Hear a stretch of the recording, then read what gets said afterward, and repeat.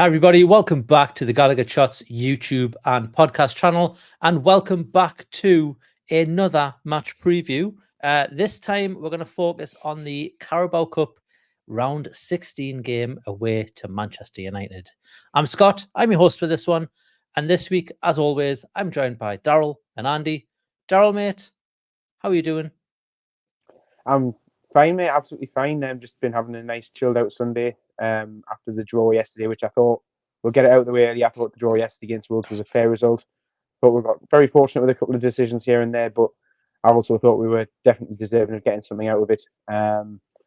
Just to make it sound like I know what I'm talking about, I did actually think beforehand that it would be a draw. I just thought that the injuries would get on top of us, and that's something that we'll get to for this, I'm sure, because it's going to be a big talking point. And fatigue was definitely present yesterday as well. So be interesting to see how Eddie rotates the squad as we go into this one. Yep. Well, we will jump into that in just a minute. But first, I'm going to ask Andy how he's doing. So, Andy, mate, how are you doing? I'm great. I should be a bit more tanned for someone that's just been in Portugal for a week, but still looking like a milk bottle. You still blend into the wall quite nicely. Yeah, I know. It's shambles really, but it's one of those. I go from milk bottle to lobster, so I've got to protect myself. But when I was abroad, saw us dismantle Palace in a bar that had 5,000 screens. That was great. Came back on the Wednesday, thought about still going to Dortmund, but palmed it off, and it looked like that was a good decision in the end. But yeah, looking forward to get back into it.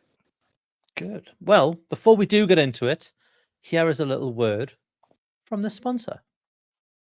The GallowgateShots match preview is brought to you by Magpin. Magpin are the go-to site for high-quality, unofficial enamel pin badges of Newcastle United players, legends and retro kits. For more information, visit their website at magpinbadges.bigcartel.com.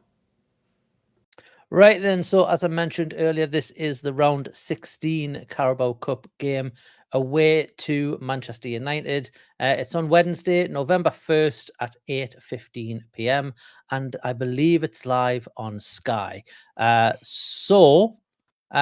that it's the day after Halloween, Daryl, is this going to be a trick or is this going to be a treat? Well, for me, I think to be honest, I think it could well be full of treats and tricks. Treats maybe is not necessarily for us. I don't know, but maybe we'll be seeing a few moments of magic from a couple of lads. Who knows? But I think it certainly is going to be a tricky tie. Mentioned earlier that there is a lot of fatigue within the squad now. It's clearly evident to see.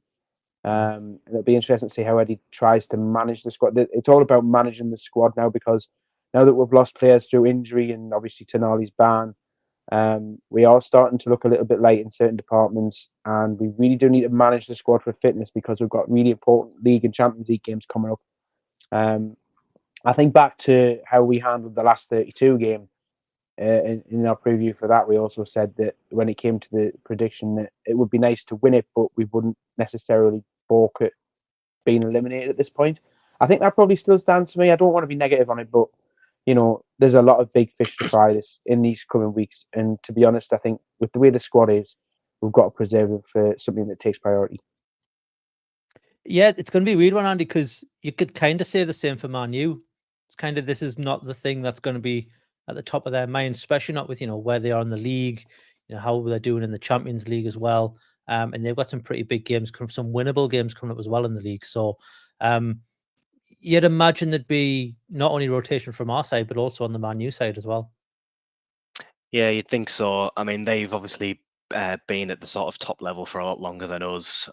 So they've always had that big squad to rotate. Obviously, they're nowhere near the levels they were even just 3 or 4 years ago. They seem to have dropped off massively. But yeah, you're right. They're going to be looking at this game thinking really could do with not having a midweek game against Newcastle. It's probably the last thing they want. But having said that, I think if you look at their season last season, it was pretty poor showing. And the one shining light was the fact that they obviously beat us in the final and won some silverware. And that's what these sort of big quote unquote teams do, is that even when they have rough seasons, they still find a way to win trophies. We see Arsenal do it all the time with the FA Cup, things like that. But yeah, they probably just want to be the same as us. They've come off, a bad result or, a particularly tough run, and they probably just want to get everyone in the ice baths for a week rather than having the most intense team in the entire league come to their place and try and knock them out the cup. But yeah, it's going to be a weird one.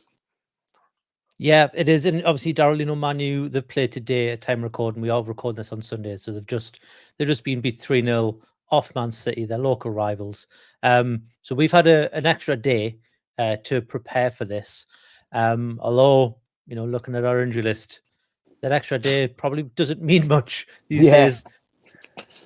Yeah, absolutely. I mean, as we mentioned there, it's down to fatigue and injuries now. And, as much as that extra day is going to help our legs to a degree, it's one of those, isn't it? It's really difficult to try and think about how we'll go about this. And Wilson is the big one. Do we know if Wilson can handle this many games in quick succession? For me, I don't think he can. So I think there's going to be elements of switching it about up front. But again, that's limited because there's no Jacob Murphy to come in. Whether or not Joe Willock is risked, and I have to say risked because he's still coming back from a serious injury, whether or not we risk Joe Willock with a start at this early stage in his comeback that remains to be seen. That's a massive decision to make. Because do we risk starting him and then another thing happens, another breakdown? And again, considering the schedule coming up, we can't afford to lose a Joe Willock. It's great that he's coming back into the team. I think I would probably say relatively earlier than planned or thought of. It's still, it's a huge risk. Midfield, again, those lads have been pulling out marathon sort of distances in the last few weeks. Is it going to be too much for them? Who comes in to replace? We don't know. We're relying on maybe Lewis Miley being recovered from was it laryngitis he had?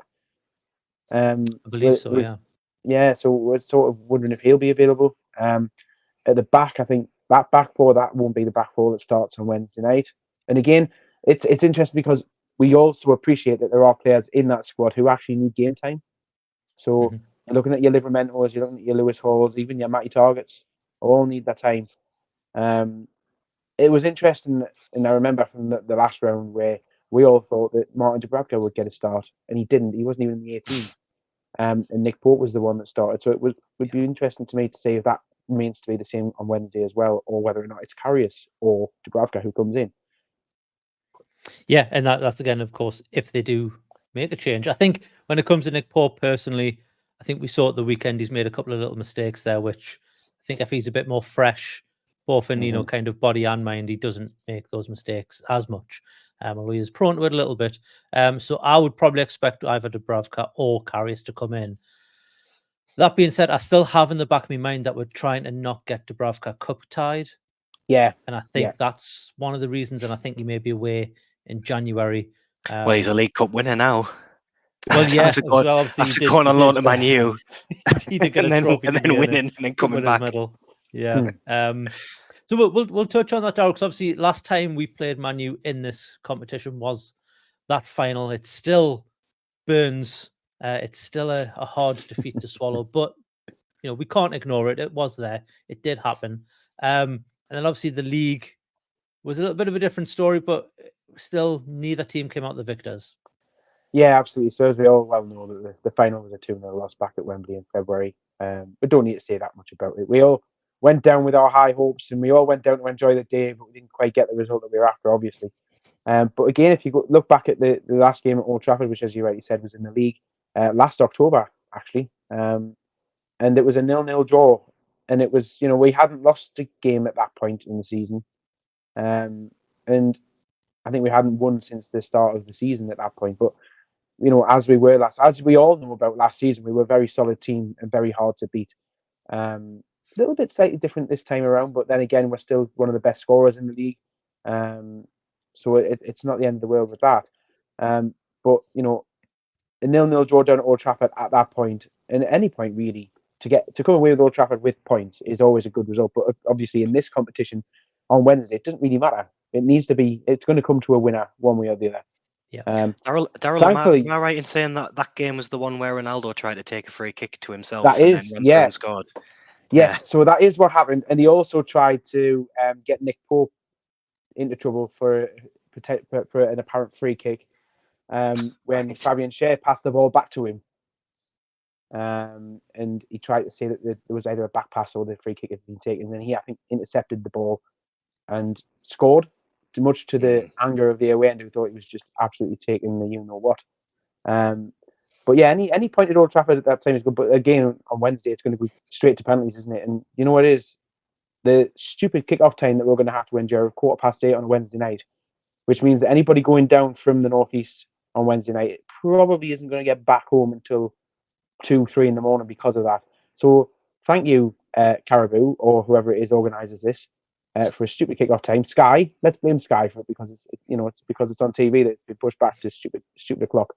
But I mean, it's just a ludicrous kick-off time. Why couldn't it have just been 7:45? Make it a little bit easier for everybody. Come on. Yeah, I mean, that 30 minutes makes all the difference. Andy, obviously, we're expecting rotations, like we said, but obviously, Man U, even when they rotate, they've got players that can hurt you. They've got a very deep squad. They're not all firing on all cylinders, as we've seen this season, but they still have individual talents, which when they decide to turn it on, they can turn it on and hurt you. Yeah, they're a bit of a strange one. I think Man U were one of those teams where, when we were all doing our predictions, we probably thought they were going to improve, like Chelsea, like Spurs, but they just seem to have just regressed massively. And every time I watch them, I just go back to that final and think, how the hell did we lose to these? Because they look awful every time you see them. But like you said, they've got that individual brilliance, and that's where a lot of their wins have come from. You rewind back to I think it was Sheffield United debate where Bruno Fernandes scored a worldie of a volley, and there's other games where it's just Rashford weaving through and banging one in. But as a team, they do not look united at all. It looks like there's no structure, no tactical plan. The Man City game, which I've just watched there, Gary Neville was commenting on the fact that things were going okay, then Ten Hag changed it and they got worse, and then he tried to change it 2 or 3 more times, making loads of subs. And at the end of that game, you could see a few of the Man United players were literally just trying to injure the Man City players. The heads had completely gone. But like you say, individual quality all across the pitch. I did pull up the team that they played in the last round of the League Cup, and they did rotate an awful lot. Some players you think strong names, so it was Maguire and Varane at the back, Casemiro and Mount in midfield, but then they had some of the young ones in, Palestri, that Hannibal chap, and then they had Amrabat at left back because Shaw isn't quite right. So it's not an amazing team by any stretch of the imagination, but I think they've got players like Garnacho, Martial, who don't start in the league, and they are still quality players, even though they haven't quite. Martial, just gets injured all the time, things like that. So it's really a case of, is their quality going to do it for them, or a sort of a B team, or I guess it's not even that now, is it? It's the C team, effectively. Is the sort of tactical genius of how going to win the game for us? Because I think that's what it's going to ultimately come down to, is how is a much better manager than Ten Hag, but is he going to have the quality of player to actually get the game plan implemented and to win it? So I know we're going to get to a prediction later, but I think we will, personally.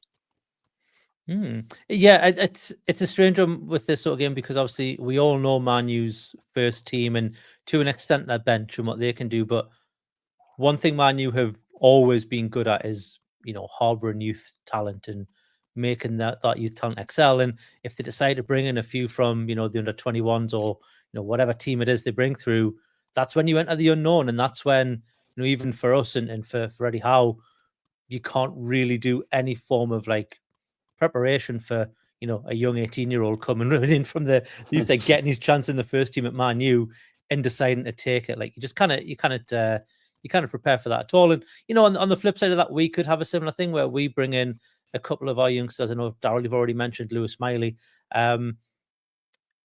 Looking at Man U's injury list, there's a few big names on there. Obviously, Casemiro's out, which I think when he's not in the team, they kind of fall apart in the middle. He seems to be their anchor that keeps them together. Whether or not he makes it for Wednesday to get minutes in the legs, I don't know, because I think he was 50-50 going into the game today. I think they mentioned he was close today. They mentioned he was very close to being there today. You've also got Martinez, the tiny centre-back, Luke Shaw and Wan-Bissaka, which, again, their names are, if they're missing from the team, you kind of think, well, that's a bonus from our side. And then, obviously, we all know about Sancho, who, has he apologised? Has he not apologised? No, he's eating separate to the first team now. Apparently, he doesn't even get fed in the canteen. Wow. He's got to order McDonald's every day. He's having to bring his packed lunch in, apparently. It's mad. Wow. Oh, well. I'm just laughing as well because you said the little centre-back, but the Man U fans call him the butcher, don't they? Even though he's 4'3". Well, yeah, I mean, no one likes a tall butcher. I don't know. I've just made that up. Yeah, that makes sense. We'll turn our attention over to Newcastle. Obviously, we've talked about it a little bit, Daryl. Our injury list isn't looking much better, to be honest. No. And unfortunately, it's growing. I think, did we come out of the weekend unscathed? I didn't see the game because I was flying home, so I haven't seen the Wolves game in full. But I think we came out with that one Seemingly unscathed. Seemingly Sorry? unscathed, yeah, as Andy says. Yeah. Seemingly unscathed. I think we only made the one sub on Saturday, which makes me want to worry even more about rotation for Wednesday. It was the only Almiron for Willock was the only change that Eddie went with on Saturday night. So again, like I said, that really begs questions about how we will line, because I really don't know if that midfield can handle another game after the last two. They've done it, like I said, they've done a lot of running, and there's more important running to come. Arsenal at the weekend, and then the return leg at Dortmund in the midweek after that. There's so much on the line coming up. I think we'll get onto lineups and predictions, I don't know, but if we can just get out of this little week here without any more injuries, and hopefully we can get Sven back. Eddie did say 2 weeks before the Crystal Palace game, so that would have him coming back this weekend against Arsenal. Fingers crossed, and touch wood, whatever superstition thing you want to put in there. But if it really does need to be managed very carefully. The loss of Sandro Tonali, for the reasons that we've lost him for, is huge, because we don't, to have him and then have Willock available again would have been great for our midfield. But to be missing one of them still is tough. And we are quite blessed and fortunate that Joe Willock is sort of coming back to fitness now and is able to play minutes. So for me, I think Joe Willock might well come into this. Again, I said before, it is going to be a risk to start him in a game like this, but how else is he going to get the minutes he needs under his belt to get his match sharpness back? He might as well do it in a game like this. The same goes for other areas of the pitch. I mean, Tino Livermento's looked all right when he's come on in games, so I wouldn't have any problem with him starting. Lewis Hall looked a little bit shaky in the last round against Man City. But again, you might, I don't even know if we'll see Lewis Hall at left back, to be fair. I think we might see Matty Tarr at left back. Yeah. And maybe Lewis Hall could be adopted in midfield. But it remains to be seen. But it's injuries are a concern at the minute, and also so is fatigue. Fatigue is a big one for me. So who knows? Yeah, I think you've also got to look at, Emil Kraft made the squad at the weekend. I did see the lineup. I took off just as the game was kicking off. So he might even get some minutes. This might be his opportunity to get minutes in the tank, because he's been playing with the under-21s. Mm-hmm. So this could be a perfect time for how to bring him back, because let's not forget, before he got his injury, it was a different Emil Kraft to what we were used to, and it was a good Emil Kraft. Well. So, let's hope he can pick up from where he left off. I think we might see Paul Dummett in centre back, and I think he rests Fabian Schär. Him and Lascelles, I think. It'll be him and Lascelles, yeah. When it comes to the middle, Elliot Anderson being injured as well is a huge loss, because this is the sort of game he starts. So I think he sticks with Joe Linton in the middle, and he'll play. You were just talking about him there, Willock, and then I think if Miley's fit, Miley comes in and he rests Bruno as well, because you need Bruno for Arsenal games, you need Bruno for Dortmund. And then when it comes to the wings, I kind of think Gordon can just play at the minute. I think he's just one of those players, kind of like Miggy. Miggy can just like an Energizer bunny, stick a battery in the back of him, he'll run all game. Although I don't think that's the plan for what they do. So I think Miggy, it'd be Miggy and Gordon on the wings, and then up front, if it is Wilson, I'd be worried, like you said. Yeah. I could maybe see him moving Joe Linton up front as a number 9, possibly, and then who does he replace in the middle? I don't know. What are your thoughts, Andy, on the starting 11? Are there any changes that you would make from what I've just said there, or is there anything that you think is blatantly I'm missing a player or something like that? Well, I think the back four is probably right. I think it'll be Targett, Dummett, Lascelles, Livramento. I think that's the easy one. It's like you say, it's in front of that. It's annoying because we've seen Murphy, I think, in the League Cup went into the middle as a central striker for a little while, and we know Gordon can do that as a kind of, I don't want to Trippier sound like pre-season once in centre mid. Yeah. Well, we've seen him do that in like attacking build-up a little bit. He like tucks in. He did it a little bit against Wolves. Actually, he came in as like a I don't want to sound like a proper pretentious tactical idiot, but it's like a double pivot sort of person. He like came in and then we had a back three. But that is what he did. Someone's been playing Football Manager. Yeah, I know, new one's out. Mazzala, I think they're called now. But it's I think maybe Mr. Linton left wing and Willock comes in, or I think when Willock came on against Wolves, he was actually wide left. But I think they can interchange pretty well. I think Wilson will start because we don't really have a choice, and then hopefully we can just bring him off at halftime or on 60 minutes. If he plays, just stand on the penalty spot, don't do any sprints, watch those hamstrings, and that'll do. But it's annoying. It's not just the first team as it being injured. That's the annoying thing. It's the fact that it's the second option is injured as well. Murphy being injured, Anderson, really annoying for him as well, because obviously he's stuck around wanting to fight for his place. This is the perfect opportunity, and then he's like broke his back or something. What's he even done?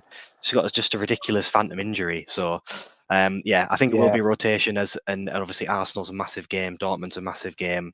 So I think it's a complete free hit. I don't think we can blame Howe at all if he just throws a completely wildcard 11 out there and then we just see what happens.